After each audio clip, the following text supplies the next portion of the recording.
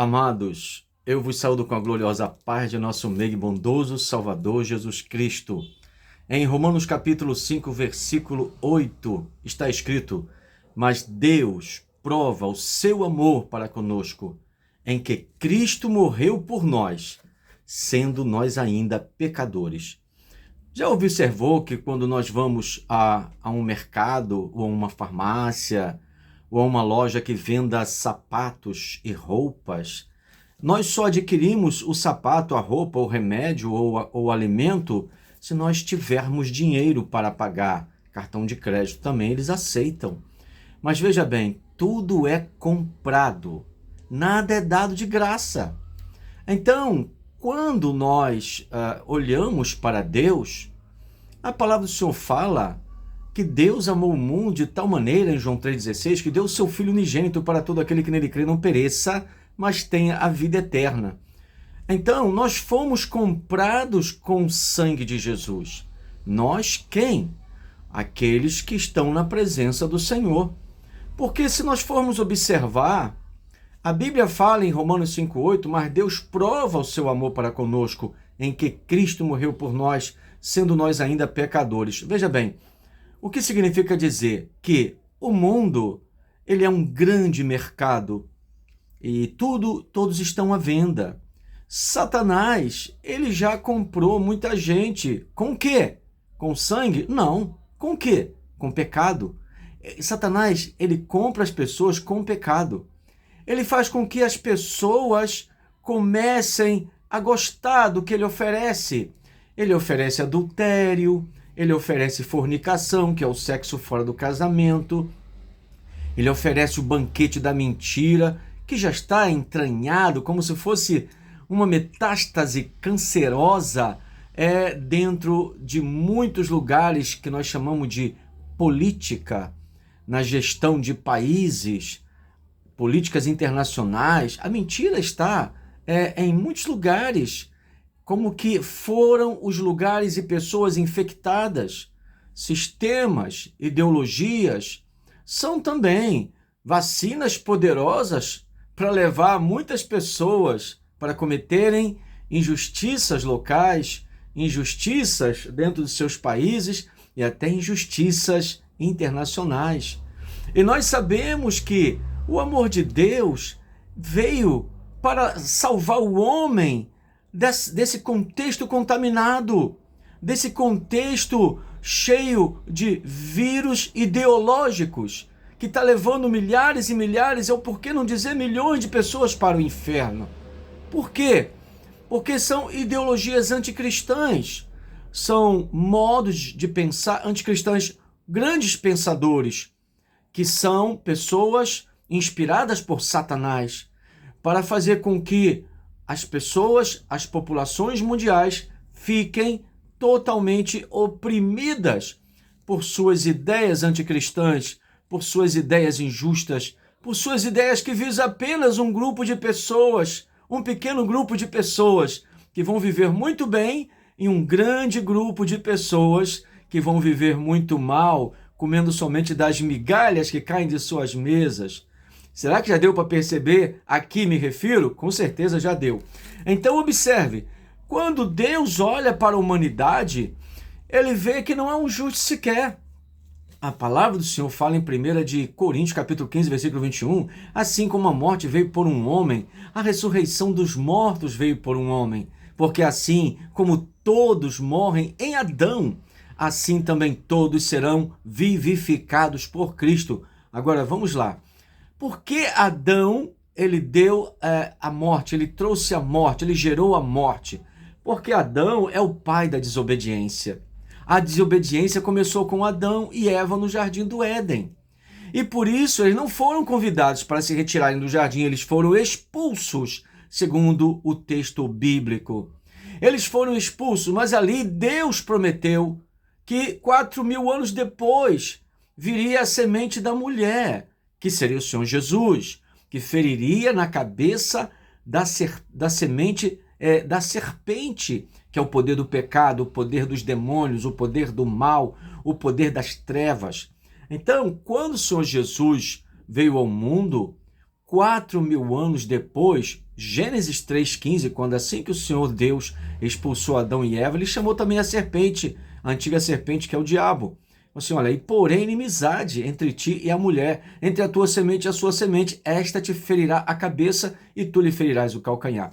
Ferimento do calcanhar foi o Calvário, agora ferimento da cabeça é o poder do sacrifício e a ressurreição do Senhor Jesus para fazer com que um homem comum que se arrependa dos seus pecados possa encontrar uma nova vida, 2 Coríntios 5,17, assim que se alguém está em Cristo, nova criatura é, as coisas velhas já passaram, eis que tudo se fez novo. Então o homem, quando ele crê em Jesus, aquele sacrifício, aquele sangue derramado e a ressurreição do Senhor Jesus após o terceiro dia, é que este sacrifício completo, ele é completo para justificar o homem perante Deus. Veja bem, Romanos 4,25, o qual por nossos pecados foi entregue e ressuscitou para nossa justificação.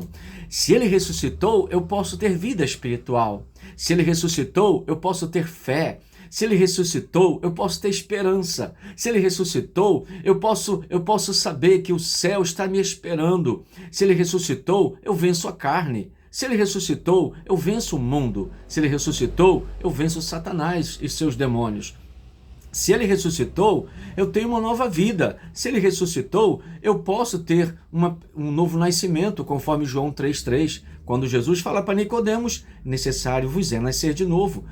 Aquele que não nascer de novo não pode herdar o reino de Deus. Então, o renascimento, ou o novo nascimento, conforme o Senhor Jesus fala no evangelho dele, conforme escreveu João capítulo 3, versículo 3, é exatamente uma pessoa que sai das trevas e vem para a maravilhosa luz do Senhor.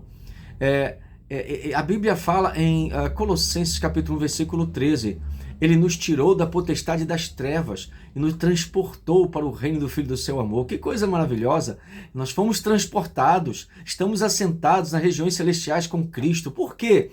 Porque Cristo nos outorga autoridade, Cristo nos outorga poder. Ele disse em Lucas capítulo 19, capítulo 10, versículo 19, eis que vos dou o poder para pisar serpentes e escorpiões e toda a força do inimigo, e nada vos fará dano algum. Nada é nada. Tem crente que tem medo de macumba, tem crente que tem medo disso, tem medo daquilo. Crente que tem medo é porque não leu Bíblia. E se leu, não entendeu. Porque a palavra de Deus deixa bem claro, aquele que não mente, o nome dele é Jesus, ele fez uma promessa.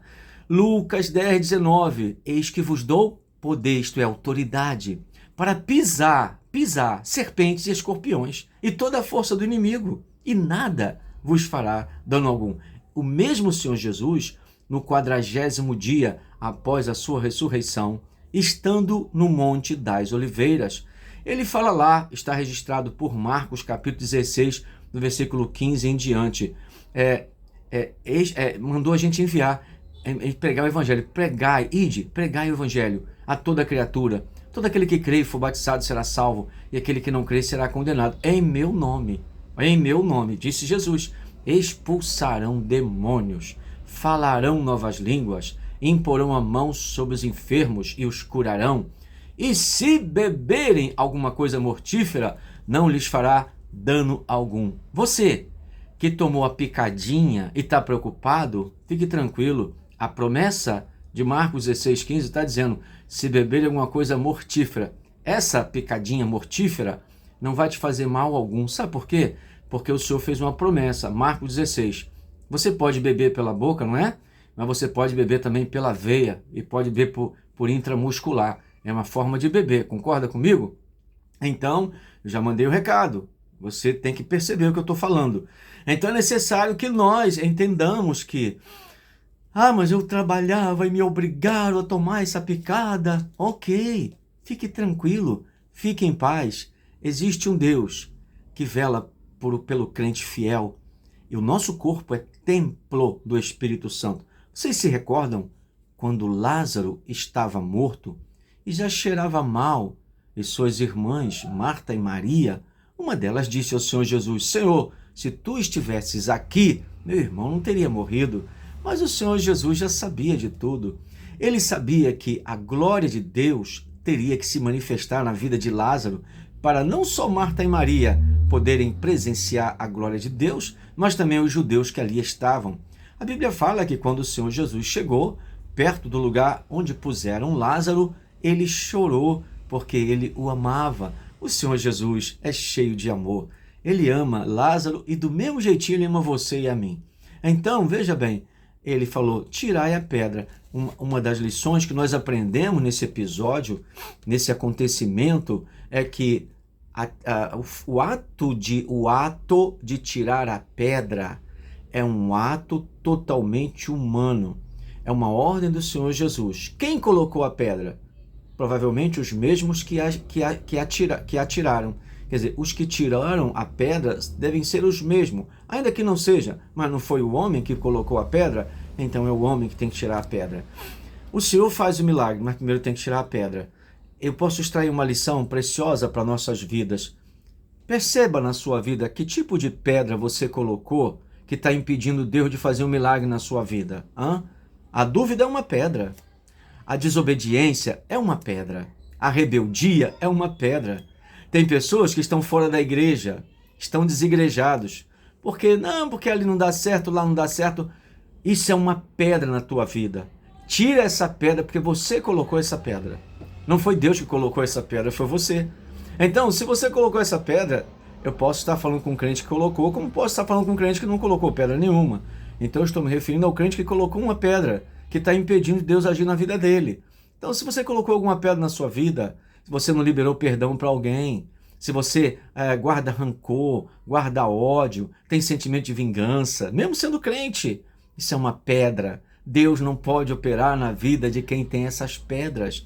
Tira essas pedras. Outro tipo de pedra, que também certos tipos de pecados que alguns crentes cometem e nunca se arrependem desses pecados. É uma pedra. A palavra do Senhor deixa bem claro que aquele que confessa e deixa alcançará misericórdia. Provérbios capítulo 28, versículo 13. Aquele que encobre as suas transgressões nunca prosperará, mas o que as confessa e deixa alcançará misericórdia. É deixar mesmo. Então, o seu valor, o valor de uma alma, quanto é em dólar?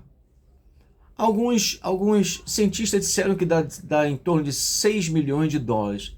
Se for avaliar o conteúdo químico que tem no nosso organismo, aqui tem ferro, tem magnésio, tem muito elementos químicos, tem a tabela periódica quase que toda no nosso organismo. Então, se for pesar, vai dar em torno de 6 milhões de dólares. Mas com 6 milhões de dólares você compra a sua salvação? Nem com 1 bilhão, nem com 1 trilhão, nem com todo o dinheiro da terra. Ninguém compra a salvação com dinheiro. A salvação é comprada, sabe com o quê? Com fé em Jesus. Como assim? O sangue de Jesus é que nos garante a nossa salvação.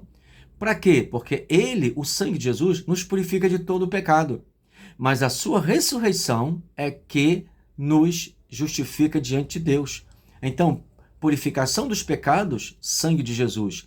Justificação diante de Deus, a ressurreição do Senhor Jesus.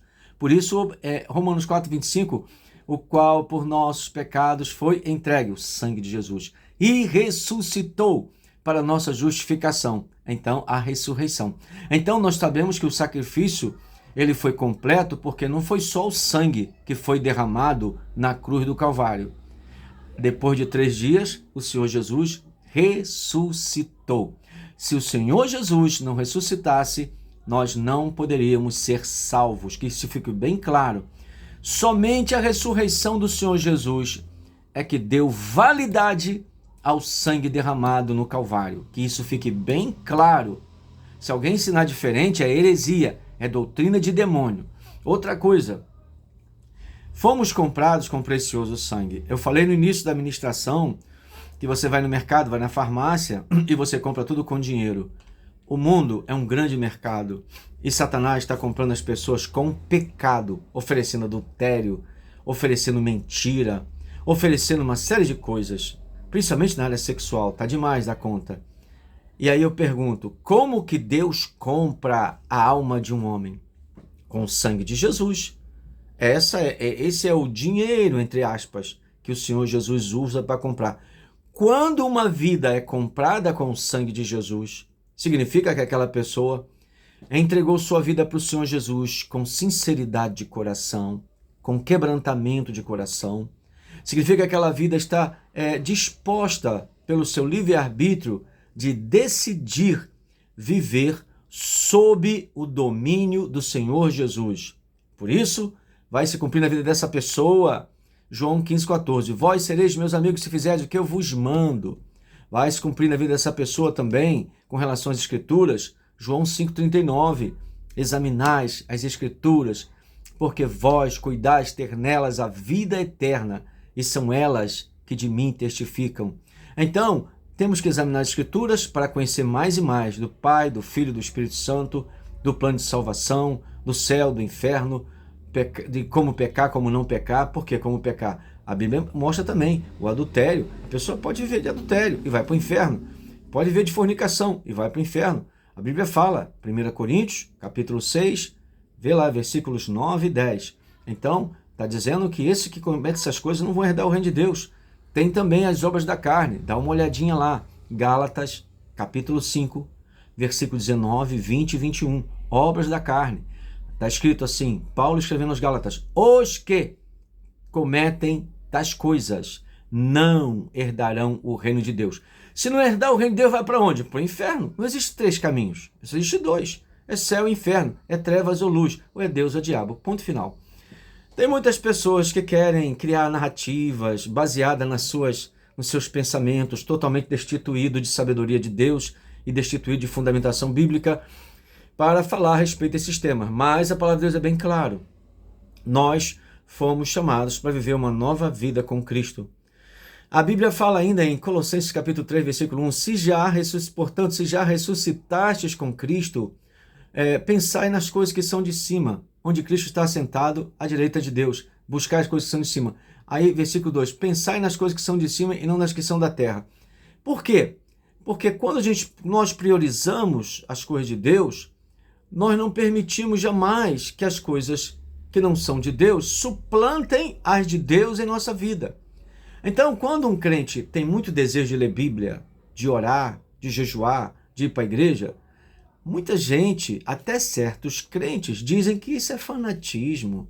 Irmãos, que bom, irmão, que fanatismo maravilhoso. Uma pessoa que o tempo todo pensa em Deus. Quando você tem uma família, filhos, esposa, esposo, vó, tios, famílias de modo geral, você, estando de bem com todos, você não conversa com as pessoas? E quando alguém dessa família mora distante, você conversa com ela. Mas como? Pelo celular. Mas você mantém contato, não é isso? E tem pessoas que mantêm contato todo dia. E você, entre esposo e esposa, marido e mulher, o contato é diário, é noturno, é diuturno. Sempre contactando, sempre conversando. Por quê? Porque tem amor. O amor é a maior motivação do contato. Então, se nós amamos, se o crente ama Deus, qual é a motivação de ter contato com Deus? Amor por Ele. Então, se eu amo a Deus, eu tenho vontade de ter contato com Ele. Como é que eu posso ter contato com Ele? Orando. A nossa oração é o nosso contato com Deus. Quando você ora, você fala com Deus. Quando alguém está ministrando a palavra, Deus fala com você. Então, é coisa maravilhosa. Então, se estabelece o quê? Um contato. E há um contato de conversa. Você fala com Deus, Deus fala contigo. Às vezes Deus fala contigo com palavras, e às vezes Deus fala contigo abrindo portas, curando suas enfermidades. Quando Deus cura uma enfermidade de forma milagrosa, como curou a minha, que eu tinha 2 pedras nos rins, uma de 12 milímetros, e desapareceu de repente. Por quê? Porque Deus está falando comigo assim: eu te curei, porque eu te amo, porque eu tive misericórdia de você, porque você chorou de dor, porque você me clamou. Então Deus está falando sem palavra. Eu atendi a sua oração. Então, muitas vezes você pode estar triste, pode estar angustiado, pode estar amargurado, frustrado com algumas coisas da vida, e de repente você vai, Senhor, me dá alegria, de repente vem a alegria.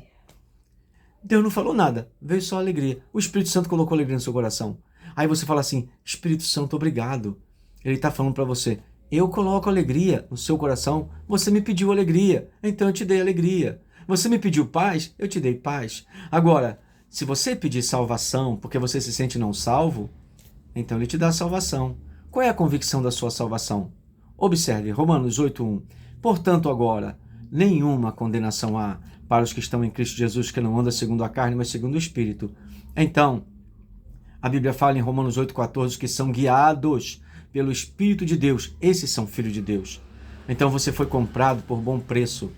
A Bíblia fala em 1 João 1:7, mas se nós andarmos na luz, como ele na luz está, temos comunhão uns com os outros, e o sangue de Jesus Cristo, seu Filho, nos purifica de todo o pecado.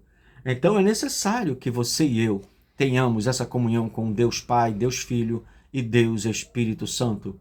É necessário que tenhamos comunhão com os irmãos. É necessário. Observe que o Senhor fala em João 13:35 que se nós nos amarmos aos outros, então aí sim somos seus discípulos. Então nós não podemos de forma nenhuma vivermos uma vida alheia, tá? Alheia ao que Cristo fala.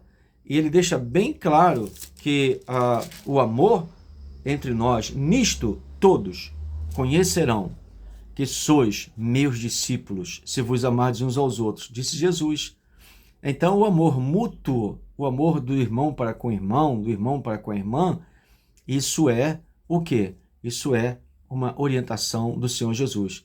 Se eu não conseguir amar um irmão ou uma irmã, como é que eu vou morar no céu? Se ele vai para o mesmo céu que eu vou? A coisa é muito séria. Observe que cada crente é membro do corpo de Cristo. Já pensou se a minha mão esquerda não fosse com a cara da mão direita? Como é que eu ia conseguir tomar banho, gente? Como é que eu ia conseguir fazer outras coisas se uma mão está sem comunicação com a outra, não está ajudando a outra?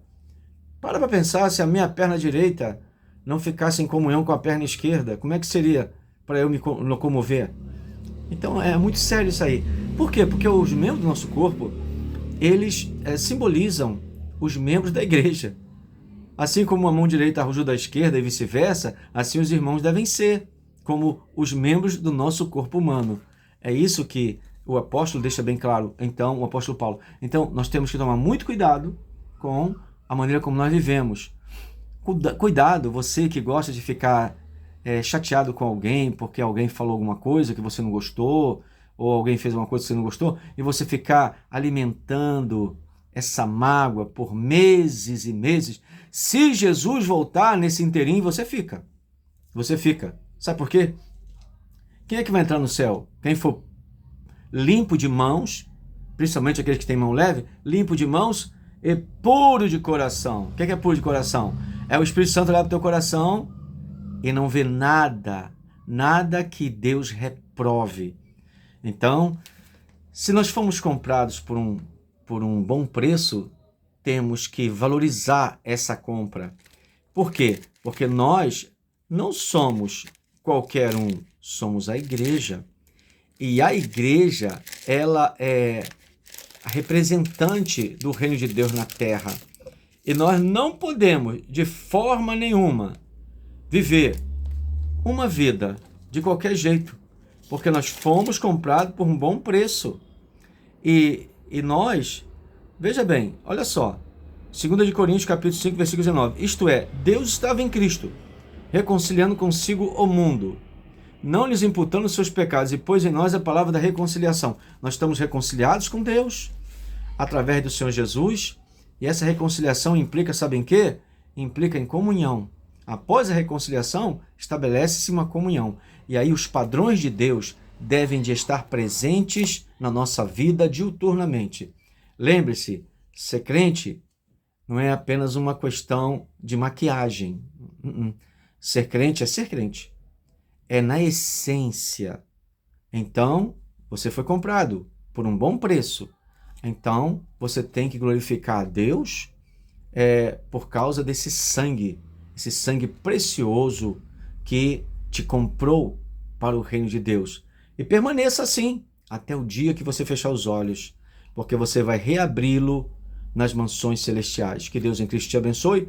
Eu sou o pastor Antônio Carlos, o meu e-mail é trabalhandoparosenhor@gmail.com.